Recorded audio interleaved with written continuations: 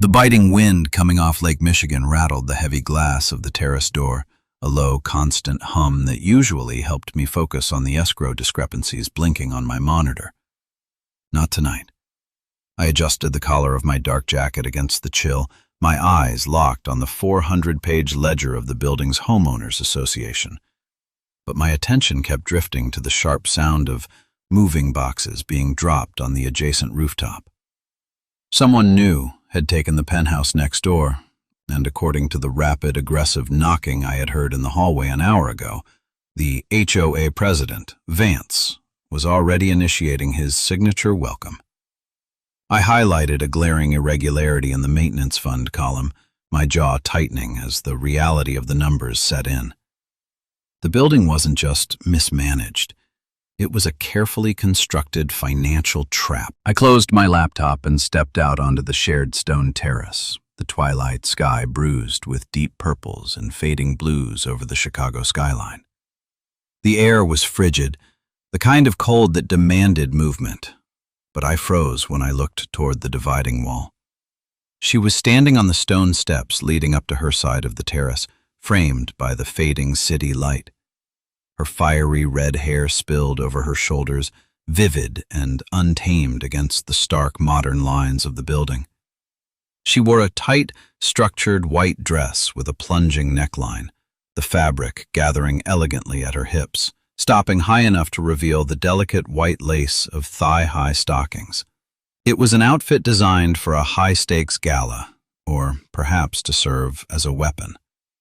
She had one hand raised, casually adjusting a silver earring, her gaze dropping down to meet mine where I stood in the shadows. The sheer impracticality of the wardrobe against the freezing Chicago wind should have been ridiculous, but the absolute confidence in her posture made it feel like a calculated strategy.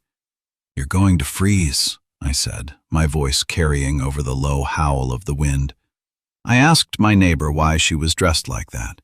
She smiled, a slow, knowing curve of her lips, and said, "Because I wanted you to notice." The absolute stillness that settled over me had nothing to do with the temperature. I kept my hands firmly buried in my jacket pockets, my boots rooted to the concrete. "Mission accomplished," I said, keeping my tone measured, urban, and completely devoid of the sudden drop in my stomach. "I'm Jackson. I live in 42A, and you're currently in the crosshairs of a man who uses lease clauses like a blunt instrument." Aurora let out a soft, humorless laugh, her fingers dropping from her earring. "Aurora, and yes, Mr. Vance made his introduction." He slipped a notice of immediate remediation under my door 10 minutes after I signed the delivery manifest for my sofa. Something about my moving company lacking the proper multi-tier insurance riders. "Section 4, Clause 12B of the Community Bylaws," I replied automatically, the exact page of the PDF flashing in my mind. "He uses it to leverage immediate fines. If you don't pay within 48 hours, he initiates a lien process. It's a beautifully illegal piece of extortion." She descended one step, the white dress catching the ambient light of the terrace sconces. "You speak his language." "I dismantle his language for a living," I corrected quietly. I watched her shiver, a tiny tremor she tried to hide by squaring her shoulders. I stepped closer to the dividing stone wall, not touching it, just blocking the direct path of the wind coming off the lake. "Go inside, Aurora. Read the notice carefully. Don't sign anything, and don't pay the fine." She watched me for a long second, the playful armor of her outfit giving way to genuine exhaustion. A new battle was forming on the horizon, and we both knew the board wasn't going to let her rest. The community problem-solving meeting was held in the glass-walled lobby 2 days later. The acoustics were terrible, designed to amplify Vance's booming, authoritative voice as he stood at the front podium. He was a man who hid his corruption behind expensive suits and perfectly printed agendas. I sat in the back row, my tablet open, running a real-time data correlation on the building's vendor payouts. The aesthetic integrity of the Chicago high-rise community is paramount, Vance was saying, gesturing to a projected slide, which is why the board is enforcing the new penalty structure for unapproved move-in procedures and unauthorized unit modifications. I looked up. Aurora was sitting 3 rows ahead of me, her posture rigid. She wore a tailored navy blazer today, the white dress replaced by the armor of a woman who was used to fighting for her space. Beside her sat Mrs. Higgins, the elderly woman from the 4th floor who looked near tears clutching a similar notice. "Ms. Evans," Vance said, zeroing in on Aurora, "your failure to submit the secondary insurance rider means you are currently in breach of the master lease. The board has voted to apply the daily penalty until the unit is vacated or the fee is rendered." Aurora stood up. She didn't raise her voice, but the acoustic echo carried her sharp, clipped tone perfectly. "I provided a standard certificate of liability, Mr. Vance. The secondary rider you are demanding doesn't exist under standard Illinois tenant law. You've manufactured a requirement to force a default." "The bylaws are the bylaws," Vance said, smiling with teeth that didn't reach his eyes. "If you cannot afford the standard of this building, perhaps you should have leased elsewhere." I felt the familiar, cold click of a lock turning in my mind. I didn't feel anger. Anger was inefficient. I felt the precise, calculated need to dismantle the man at the podium. I stood up, tapping my tablet screen to wake the display. "Actually, Vance, the bylaws you're citing were amended in 2018, I said, my voice cutting through the murmurs in the lobby. I walked slowly down the center aisle, my eyes fixed on the projection screen. Section 4, Clause 12B, requires a secondary rider only for commercial freight. Ms. Evans used a residential moving service. Furthermore, enforcing a penalty requires a quorum vote of the board, which, according to the public ledger, hasn't met legally in 3 months. The room went completely silent. Vance's smile vanished. "Mr. Hart, this is an internal board matter." "It's a matter of basic forensic accounting," I countered, stopping at the front row near Aurora.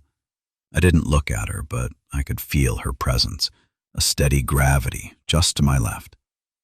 "If you try to collect a fine based on a fraudulent interpretation of a commercial clause, it constitutes extortion. I have the 2018 amendment right here. Would you like me to project it, or should we consider the notice against Ms. Evans and Mrs. Higgins formally withdrawn?" Vance gripped the edges of the podium, his knuckles white. He looked at the faces in the crowd, then back at me. "The notice is under review," he bit out. I nodded once, slipping the tablet under my arm. "Smart." I turned to look at Aurora for the first time since I stood up. Her eyes were wide, a mix of surprise and intense scrutiny. I didn't smile. I just gave her a brief nod. The line was drawn, and the war was officially open. The resistance came exactly 20 minutes later. I was back in my unit, pouring a cup of black coffee when the sharp rap on my door broke the silence. I opened it to find Aurora standing in the hallway, holding a thick manila folder. The defensive walls were entirely up. "I didn't ask for a white knight," she said, her voice tight.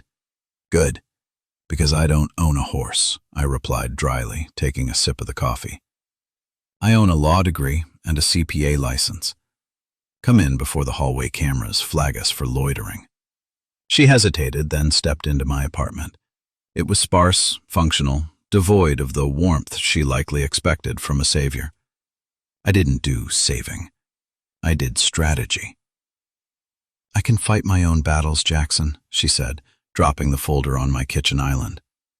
"I spent the last 3 years digging myself out of a financial ruin caused by a business partner who decided to empty our accounts and vanish. I leased this penthouse to prove to myself that I survived it. I will not be bullied out of it, and I will not be a charity case." I set my mug down carefully. The raw honesty in her voice hit me harder than I expected. I kept my hands flat on the marble counter, enforcing the physical distance between us. I don't see a charity case, Aurora. I see a highly capable woman who is being targeted by a systemic fraud scheme. Vance targets new leases with high deposits. He forces a breach, evicts, keeps the deposit, and flips the unit to a shell company. I've been tracking his paper trail for 6 weeks. She stopped, her eyes tracking my face. You didn't step in today just to help me. I stepped in today because he made a mistake, and you were the catalyst, I said, choosing the hardest, most honest answer. I reached out and tapped the manila folder. I need your lease documents, the original copy. If we combine your intake paperwork with the vendor payouts I've audited, I can prove he's misappropriating the association funds. Aurora looked at the folder, then up at me. The defiance in her posture slowly shifted into something heavier, something like relief. You're going to help me burn him to the ground, aren't you? I prefer the term legally dismantle, I said, the ghost of a smile finally touching my lips. But yes, we start tonight. The boundary was set, the arrangement was clear, but the air in the room had fundamentally changed. Over the next few weeks, the proximity became our routine.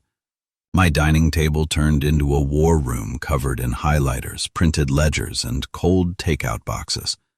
The wind outside continued to howl, but inside the chaos was contained. It was 2 a.m. on a Tuesday. I was deep in a spreadsheet tracking a series of dummy invoices billed to a non-existent landscaping company. Aurora was sitting across from me, her reading glasses slipping down her nose as she cross-referenced the dates against the community newsletter. Got one, she murmured, tapping her pen against the paper. June 14th. He billed the HOA $10,000 for roof repairs, but the newsletter clearly states the roof deck was closed that entire week for a private event. His private event. I didn't look at the paper. I looked at her. The harsh overhead light caught the exhaustion shadows under her eyes, but there was a fierce, resilient spark in her gaze that made my throat tight. I wanted to reach across the table and trace the line of her jaw, to take the pen from her hand and tell her to rest. I clenched my fist under the table instead, focusing on the numbers. Good catch, I said, my voice lower than intended. I stood up, taking her empty coffee mug. You're done for the night. Your eyes aren't focusing. I can do 1 more month, she protested, stifling a yawn. I'm not asking, Aurora. It's a logistical directive. Diminishing returns. I walked to the kitchen, rinsing the mug. I noticed her shivering slightly in the drafty room. Without a word, I walked to the digital thermostat and bumped the heat up 4 degrees. I didn't announce it. I just returned to the table and handed her a glass of water. She took the glass, her fingers brushing mine. The contact was brief, strictly functional, but the sudden stillness in the room amplified it. She looked at the thermostat, then back at me, a soft, unspoken understanding passing between us. She was a woman who was used to managing every crisis alone. I was simply ensuring she didn't have to manage the temperature. The midpoint twist hit us on a Thursday afternoon, carrying the blunt force of a physical blow. I was on a conference call with Marcus, my firm partner, when Aurora let herself into my apartment using the spare key we had exchanged for logistical purposes. She didn't say a word. She just walked to the kitchen island and laid a heavy, watermarked document on the marble. I muted my phone. The header read, Formal Notice of Eviction and Asset Seizure. They filed it, Aurora said, her voice dangerously quiet. Not an internal fine. A county court filing.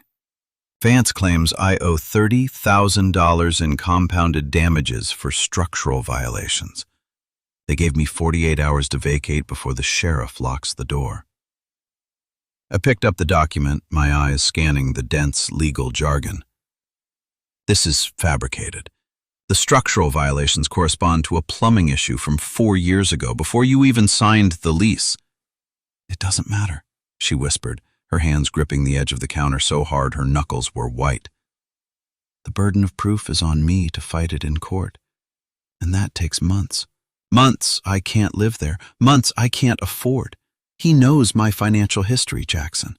He knows I don't have the liquid capital to bond out an injunction. The panic was rising in her, a sharp, suffocating tide. I watched her breath hitch, the fierce independence fracturing under the weight of an unfair system. I didn't offer a motivational speech. I didn't tell her everything would be fine. I took one step forward, closing the distance between us, and wrapped my arms around her shoulders. I didn't pull her flush against me in a romantic embrace. I simply provided a physical barrier, a grounding weight in the center of the storm. The principle of the quiet room took hold. As my arms secured around her back, the frantic, chaotic noise of the eviction, the debt, the looming threat seemed to hit a soundproof wall. I felt the sudden, heavy silence settle over us. I was the anchor. She was the vessel that had finally stopped taking on water. She let out a long, shaky exhale, her forehead resting against my sternum. For a minute, neither of us moved. I absorbed the tremor in her frame, transferring stability, breathing slowly until her breathing matched mine. "He is not taking your home," I said, my voice a low rumble against her ear. I stepped back slowly, ensuring she was steady before I let go. I picked up the eviction notice, my mind already dissecting the clauses. This filing relies on a specific escrow mandate. If I can prove he emptied that escrow account, the filing is void ab initio. It's dead on arrival. "How?" she asked, swiping a stray tear from her cheek, her spine stiffening again. "I need access to the master ledger file on his office computer," I said, pulling my phone from my pocket. "Not the printed summaries he hands out, the raw data." The separation began the next day, a quiet, tense rift caused by the very system we were fighting. I was in the lobby, intercepting a courier meant for the HOA office, when Vance cornered me by the mailboxes. "Hart," Vance said, his voice slick with false camaraderie. "I understand you've been spending a lot of time with Ms. Evans. It's a shame about her eviction, but I wanted to give you a heads up as a courtesy. The board is reviewing the commercial use clause of your lease. Running a forensic accounting firm out of a residential unit, it's a gray area. It would be terrible if we had to initiate a similar filing against you." It was a blatant threat. Back down or lose my own home and workspace. "I appreciate the courtesy, Vance," I said, my tone completely flat, giving him absolutely nothing. "I'll review my lease parameters." I walked away, but the damage was done. Aurora had stepped out of the elevator just in time to hear the exchange. When I reached her, she was already shaking her head, backing away toward the lobby doors. "I'm out," she said, her voice tight. "I am not letting you lose your firm over my lease, Jackson. It's exactly what my last partner did. I ruin collateral lives. I will pack my things tonight." "Aurora, stop." I caught her elbow, a brief, functional hold to stop her retreat. "Do not make my decisions for me. He is using leverage because he is terrified. It means we are close." "It means you have something to lose," she snapped, pulling her arm away. She looked at me, her eyes filled with a painful resignation. "You are too good at your job to throw it away for a neighbor. I'll handle the paperwork. I'll leave." She walked out into the Chicago wind, leaving me standing in the lobby. I didn't chase her. Chasing was pressure. Instead, I turned on my heel, went straight to the management office, and invoked my legal right as a tenant to request a physical audit of the server logs, citing the exact state statute that Vance couldn't legally refuse without triggering a police presence. I didn't need her permission to protect her. I needed data. The climax arrived on a Monday evening, 48 hours later. The emergency board hearing was held in the Grand Community Room. Vance had packed the room with his cronies, intending to use the public forum to formally ratify Aurora's eviction and humiliate her out of the building. Aurora sat at the defendant's table, her posture perfect, her face a mask of absolute calm. She was wearing the navy blazer again. I walked in 5 minutes late, carrying a heavy leather briefcase. I didn't sit in the audience. I walked straight to the table and sat down beside her. I felt her gaze snap to me, a mixture of shock and profound relief. "I thought you stepped back," she whispered. "I was securing the perimeter," I replied quietly, opening the briefcase. Vance banged a small gavel. "This hearing is to formalize the eviction of Unit 42B for gross financial default and structural negligence. Ms. Evans, do you have any final statements before the board executes the lockout?" Aurora stood up. She didn't look at me. She looked directly at the crowd of neighbors who had gathered to watch the execution. She pulled a single sheet of paper from her pocket. "I don't have a statement, Mr. Vance. I have a receipt," she said, her voice clear and carrying perfectly. "A receipt from the county clerk's office, time-stamped 2 hours ago. It confirms that the $30,000 you claim I owe in damages was actually deposited directly into a private holding company registered in your wife's maiden name 3 days before you issued my eviction notice." A murmur rippled through the room. Vance's face flushed a deep, ugly red. "That document is fabricated. This is slander."